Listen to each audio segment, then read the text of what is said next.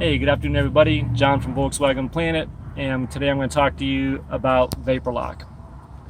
Vapor lock is a nasty word, and what it does is at most times leaves you stranded on the side of the road. And basically I'm going to show you on the side here. I'm going to use this as an illustration of being your fuel line. And usually what happens, everybody's got their own ways of doing, running their fuel lines to their fuel pumps and everything else. But usually what happens is when the fuel line is sitting too close to the manifolds, sort of like this, and what happens is this hose here starts getting hot, or breaks down due to age and starts getting cracks and everything else, but it allows this starts swelling up, and the bubbles in the fuel, or it starts causing bubbles in the fuel. Well, when the fuel comes up and starts going into the carburetor to burn, it's not burning as smooth like it used to, and it starts causing you the car to start jerking around, and actually the car will stall and leave you on the side of the road until the fuel actually cools itself down. Well, Volkswagen actually came out with a way to cure that when they were originally built, but over the years people have just taken their hoses and wanted to make everything nice and clean, and has actually thrown away these fuel lines. All right guys, I'm going to take a break here for a second. All right guys, so the question was how do you solve and how do you fix the vapor locking from actually happening? Well, first, it's a good thing to, now I just put this on just for, to show you guys what a couple things to look for, but there's a couple of seals in here, and you need to make sure that those are on, or if it actually keeps happening again, you can actually raise this up a little bit to put more seals on there to get the heat off this thing. And make sure your bolts are tight. As you can tell, this one, it's a little loose, but it's just for illustration use only.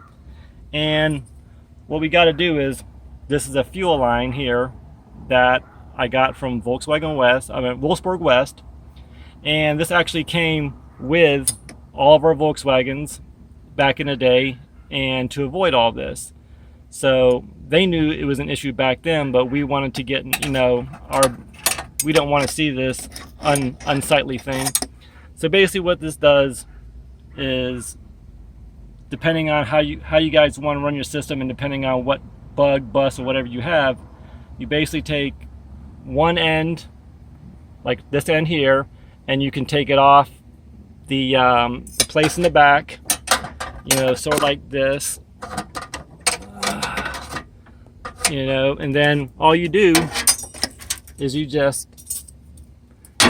slightly bend it around the shrouds or off the manifolds, sort of like this, and then you just turn it, and then it's easy to bend, and you just bend it right into place